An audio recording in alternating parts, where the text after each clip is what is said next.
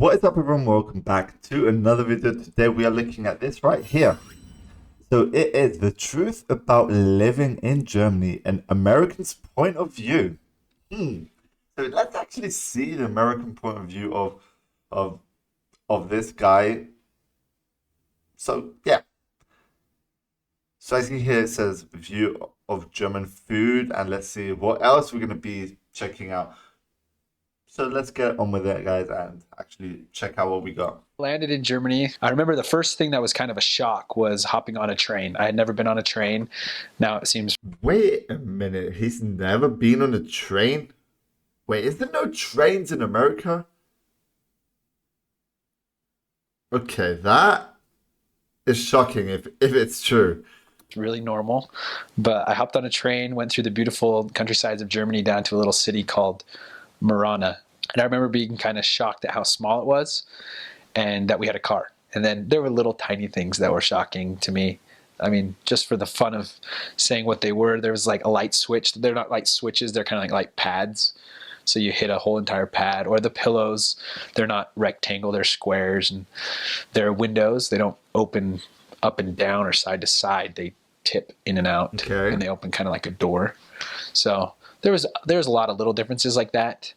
Our apartment had our washer and dryer in the kitchen. And then I thought that was just our apartment. And then I realized a lot of apartments are like that. So those were little tiny things, but nothing big. My favorite food in Germany is just schnitzel and rotkohl. Schnitzel is like the popular sort of food in Germany, right? Is just red cabbage, and they would have Klöße. So that's basically it looks like a potato, but it's not. It's just a dumpling. I guess that's what it is in Dumplings, English. okay. And that was my favorite. Was when we just had schnitzel, rotkohl, and Klöße. I also really liked rouladen, which was just meat rolled up and they'd marinate it, and it just tasted really good. I liked their meat. Simply said. I really learned to like red cabbage, which I disliked. I also liked sauerkraut. Didn't like that either. So, but by the end, I pretty much liked anything they put in front of me. Food is food, you know, like same with me. Like I would literally eat anything they put in front of me. I'm not really too fussy. There are some things I dislike for sure, but overall, I would eat anything like which is put in front of me. Germany is similar to here in Utah. I mean, the hots are a little bit hotter and the colds are a little bit colder due to the humidity. I really like their traditions that revolve around music and the traditions that revolve around Christmas. They start Christmas at the very beginning of December, and they have the Advent site, which is the time of the Advent, and they have these Advent calendars and they have Advent wreaths, and they celebrate each Sunday prior to the Christmas morning. And that's a tradition that I would want to hold up for the rest of my life with my family. Okay. And another tradition that I found interesting was they open their gifts on Christmas Eve, which is interesting to me. I always thought you do it Christmas morning, but Germans are a little bit different that way. Let's see. Another Christmas cultural Eve thing about Germany is the public transportation. So you don't see as many cars in cities, and the roads aren't very wide because they all take public transportation. It was interesting because I spent majority of It's good. Like if like a country like Germany has good transportation, like I mean, people don't really need to use their cars in towns and stuff. Like if there's buses, there's trains. I don't know what else it could be. Maybe people ride bicycles, things like that. I mean, if all those things are available, I mean, why use your car, you know? So the there east you go. side, which was under communist rule, where the DDR was these last not too long ago. And so we met a lot of people who were communists. I never thought that I would become friends with a bunch of communists. It just never crossed my mind as an American, but it ended up being wonderful. I had a lot of friends that had a lot of different political views that I had never really viewed before. I learned to respect other people's opinions a lot more, to not be so hasty to judging. And I realized that the ideals of communism can be appealing. I mean, maybe I shouldn't categorize them all as communists. A lot of them were just socialists and had more of those communistic ideals.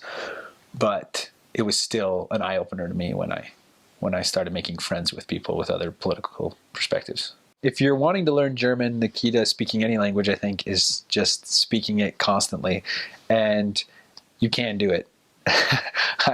I didn't think I was going to be able to learn a language, but I got a lot of support from my siblings who would write me letters saying, oh, you can try something more like this, try something like that. For example, my sister, she plays the piano, so she kept telling me to continue to study and memorize the charts of the German language, which tell you der, die, and das, so the masculine, feminine, and neuter cases, and when it's going to be nominative, dative, genitive, things like that. And you memorize these endings, and she compared those to a scale, like when you're learning the piano. And so she said, just keep memorizing those, and that proved to be really beneficial.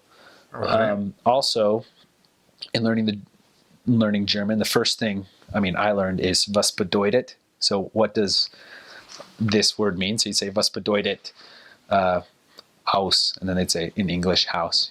So that makes it so you can continue a conversation just by asking somebody, what does that word mean, and then they can answer that. Okay, and then the second sentence I learned was wie sagt man. Wie sagt man means how do you say tree? So wie sagt man tree, and then they'd say Baum. Interesting. So those two sentences were the first things I learned in German. And then from there, if you're stranded on the street and you have to speak, you can always struggle to put a sentence together.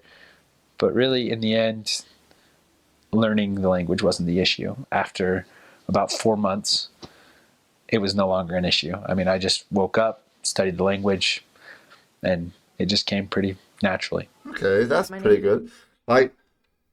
Okay, I think that came to the end of this video. So guys, learning the German language, I know some people learn languages super easy, but I don't know, for me, I feel like learning a whole new language is pretty hard. I don't know, I just can't sit and get focused onto actually learning the specific language. But maybe I could learn a few sentences, things like that, but actually learning to really, really speak the language, that will be pretty hard. I need to put a lot of effort into that. But guys, that was actually a pretty interesting video. I really did enjoy that. The video was by Lifey. Hang on a minute. They actually have some pretty cool videos. Not just of Germany, worldwide. They have Australia, Romania, a lot of different countries. So do let me know your thoughts on this, guys, in the comments below. Don't forget to like the video, subscribe to the channel. We'll be seeing you on the next video. Thanks for watching, guys, and peace out.